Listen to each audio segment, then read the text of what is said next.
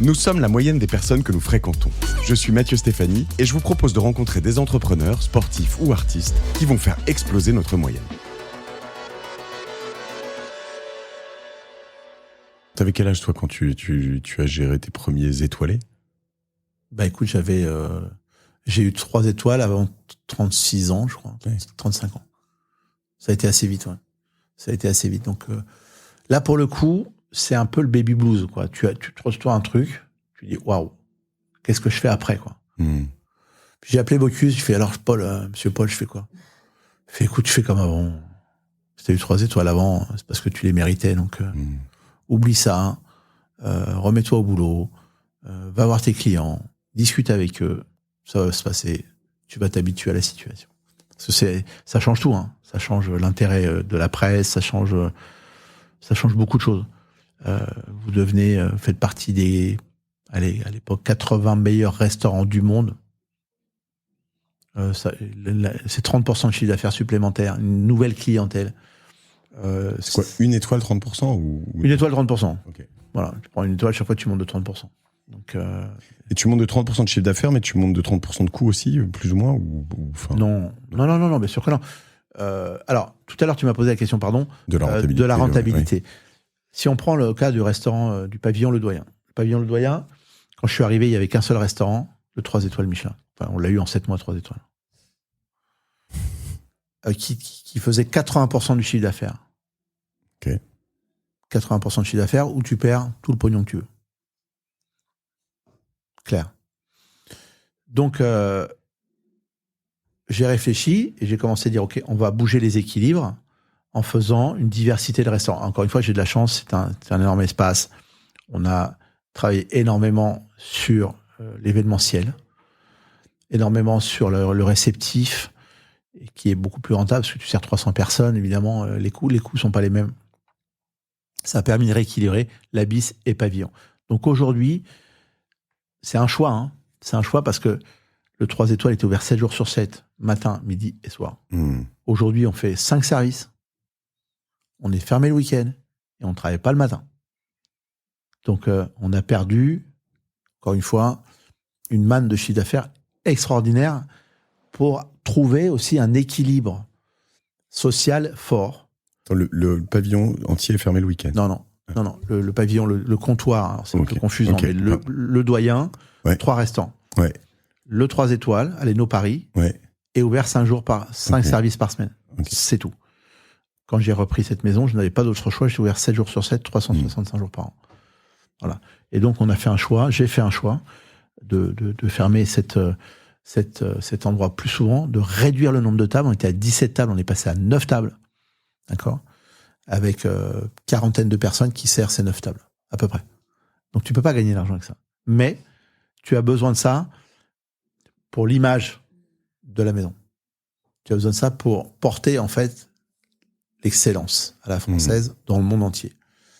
Et quand tu viens manger, tu fais une réception pour 100, 120 personnes, tu sais que derrière ça, tu auras une équipe exceptionnelle pour te servir cette nourriture que tu as besoin pour un baptême ou autre chose. Mariage, par exemple. Derrière, tu as tes grands spécialistes, ton assiette sera vraiment à la hauteur, certainement meilleure qu'avec une cuisine extérieure dédiée à ça. Donc, on a trouvé les équilibres comme ça, et aujourd'hui, le restaurant Le Doyen fait 22 millions de chiffre d'affaires hors taxes. Quand je suis arrivé, ça faisait 5,6. 22, c'est les 3 restaurants. Les 3 restaurants, les banquets, les événements. C'est devenu 170 collaborateurs, je le répète. 22 millions, ça sort. C'est un beau. Globalement, les profitabilités de ces maisons, c'est 4% de... 26, ça, c'est les tiennes ? 26 millions, me souffle le temps là. 26 millions de chiffre d'affaires. 26 millions. Ouais. 4% de profitabilité. Ok. Ce qui est peu, hein. Oui, c'est peu vu le travail réalisé. C'est peu, mais bon, c'est comme ça. Là-dessus, on paye nos charges, on paye toute la restructuration du bâtiment. Ça fait quand même un gros million, mais c'est peu par rapport. Alors, le million, je vais te dire un truc, c'est ce que va coûter les fenêtres quand on va les changer. Une année de profit. Pour l'écologie. Une année de profit dans les fenêtres. Ouais. C'est pas ça. Les fenêtres, c'est vraiment affreux. Elles sont très belles. Non, mais je sais que dès que tu refais, j'ai refait ce bureau il y a quelques années, les fenêtres, c'est toujours. Oui, c'est toujours compliqué. Le sujet que tu t'aimerais t'épargner, la profitabilité d'un projet immobilier. Ok, très clair. Et après, tu as tout le reste du groupe. Quand tu ouvres à chaque endroit, c'est toujours un peu délicat parce qu'il y a des endroits qui sont un peu les tiens. Il y a des endroits où tu es dans un hôtel, des endroits où tu es dans... Non, t'as pas de restaurant sur lesquels tu as un bail ou même t'es pas propriétaire immobilier? Alors, si, j'ai un restaurant qui s'appelle Izakaya Dasai. Ouais. C'était le restaurant où officiait mon fils Antoine, où il faisait ses burgers, hein, qui se trouve au Beau Passage, dans le 7e. Beau Passage qui porte son nom aujourd'hui. Et là, on a fait... Ça, c'est à moi. C'est Izakaya Dasai. Je suis propriétaire du fonds. Ensuite... je donne du conseil. Je donne du conseil de la direction artistique, donc Monaco, où là il y a un pavillon Y, le comptoir, et un restaurant Abyss, japonais, 2 étoiles Michelin. Il y a 3 étoiles au guide Michelin à l'intérieur de l'Ermitage, à Monaco. Donc ils ne sont pas des restaurants opérés par toi? Alors, non, mais il y a évidemment... Comme on partage les valeurs avec les marques, là, on est au cœur de la Société des Bains de Mer. Ouais. C'est un palace mythique de la Côte d'Azur, hein, enfin de Monaco en tout cas. Je donne l'impulsion créative.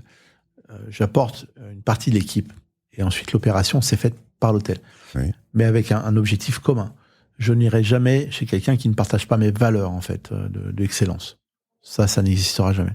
Ça, c'est très important. Donc ici, qu'est-ce qu'on fait? On donne un certain savoir, une certaine direction à l'équipe pour réussir à faire un succès. L'Ermitage, si on veut parler un peu de revenus, faisait, quand on est arrivé, 1,5 million de chiffre d'affaires. On est un peu plus de 10 millions d'euros de chiffre d'affaires aujourd'hui sur les 2 restaurants que nous opérons. Sachant que... là-dessus, tu vends du conseil, mais tu vends aussi ta marque. Parce Bien sûr, que pourcentage de marque. C'est de la licence de marque. On donne licence de marque. Ou Y, ou c'est toujours Yannick, Aleno. Un certain pourcentage Abyss, du chiffre d'affaires. C'est un pourcentage du chiffre d'affaires qui revient en groupe, qui permet de faire. Ces revenus servent aussi à faire toute l'évolution du. Mais moi, je suis content de mes partenaires. Quand on a la chance d'être associé avec. Bernard Arnault au Cheval Blanc. Quand on a la chance d'être associé à des plus belles marques de hôtelières que One and Only, initiées par Kirchner, ou encore même des domaines de vin comme Château Pavie, un des seuls crus classés A Saint-Émilion, avec une table exceptionnelle. C'est génial. C'est génial parce qu'ensemble, on grandit tous ensemble vers quelque chose d'unique, en fait. Et toi qui viens des quartiers populaires, enfin des quartiers, c'est un univers très exclusif. Comment on peut faire découvrir tout ça Alors, il se trouve que j'ai posé un peu cette question à Alain Ducasse parce que j'avais perdu un pari dans lequel on m'avait dit qu'il fallait que je place Flunch dans l'épisode. Mais je vais le replacer. Là, j'ai pas perdu de pari et je vais replacer. Mais comment on fait découvrir ça à tout le monde? Comment on fait est-ce que tu pourrais pas avoir un Y chez McDo, ou j'ai pas perdu de pari non plus sur McDo, je te rassure, mais où tu vois, comment est-ce que sponsorisé par McDonald's? Non, parce qu'Antoine dit plein de bien en plus, tu devrais leur demander. Ils vont être très heureux, je vais leur demander des Happy Meal gratuits. Mais comment est-ce que tu peux faire découvrir ça au plus grand nombre aussi, ce goût et... Écoute, je crois que ça n'a jamais cessé d'être un théâtre de progression sociale. Je crois que j'en suis un bon exemple. Ce métier-là permet de faire plein de choses. De rentrer par la cuisine ou la pâtisserie ou ce que tu veux. Et regarde mon fils Thomas, il est rentré par la cuisine. Il a commencé son apprentissage au Ritz.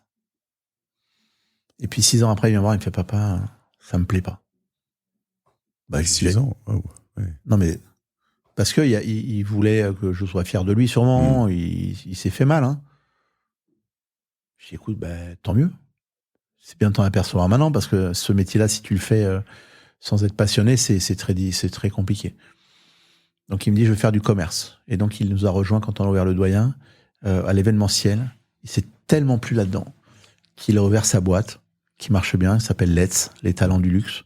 une boîte d'événementiel dédiée à la cuisine, aux événements extraordinaires. Il a monté notamment, j'étais avec lui, parce qu'on fait plein de choses ensemble aussi, un événement exceptionnel pour la marque d'horlogerie Hublot à Genève. Exceptionnel spectacle. Ce métier-là permet à tout à chacun, je crois, des cités ou d'ailleurs, de devenir ce qu'il a envie d'être. Il y a tellement de choses qui permettent de rentrer par une porte et en sortir par une autre, en tout cas avoir une vie complètement riche de savoir. Aurélien Rivoire, qui était mon chef pâtissier, très très grand chef pâtissier. Et puis nous avons décidé ensemble de monter une entreprise de chocolat. Teddy Gillot, mon directeur général. Lui, je l'ai connu, il était demi-chef de rang au Meurice avec moi. Ça fait 22 ans qu'il est avec moi. Aujourd'hui, c'est le directeur général du groupe. Formé sur la gestion. Je peux vous garantir, Teddy Gillot fait un business plan, comment ça s'appelle, un budget annuel. Généralement, il se trompe ou pas d'ailleurs, c'est pas se tromper de faire 2000 € d'écart. Il est juste. Il connaît tellement bien l'histoire. Il est juste. Donc ce métier-là, vous pouvez commencer comme serveur, finir vigneron. Vous pouvez commencer serveur, finir directeur général d'un groupe de 1000 employés. Vous pouvez être cuisinier, monter votre boîte d'événementiel. Vous pouvez devenir, regardez, les voituriers, à l'occasion de conduire les plus belles voitures du monde, parce que les gens viennent avec leurs belles voitures chez nous. Eh bien, pourquoi pas devenir demain, je sais pas moi, spécialiste, youtubeur de voitures, parce que vous êtes au plus proche de votre passion, en fait. Ce métier-là, c'est ça, en fait. Il faut pas dire je suis cuisinier, je resterai cuisinier, c'est pas forcément vrai. Il faut pas dire je crois que c'est un des seuls. Alors tu parlais tout à l'heure du gars qui faisait des sandwichs dans un restaurant populaire. S'il a l'ambition, moi je trouve que savoir faire un burger, c'est pas si simple. Faut pas croire que c'est comme un sushi. Je pense que c'est hyper compliqué de réussir un truc. On l'a vu. Pourquoi McDonald's fonctionne ou d'autres? Parce que ce qu'ils font, ils le font sérieusement. Ils ont tout étudié, hein, les gars. Le goût, la texture, les sauces, etc. Donc, pourquoi pas, cette jeune personne dont vous me parliez, tu dis, tiens, mais moi j'ai compris comment on faisait un burger, je vais monter mon Big Fernand, par exemple. Ça peut être ça. Donc, il n'y a pas de frein, je crois. Les freins, c'est les gens qui se les mettent. Pas la société qui met des freins. Je ne crois pas que ça existe, en fait. Je dis ça paraît évident, mais je sais pas. Je souhaiterais que tout à chacun puisse s'épanouir à travers ce métier.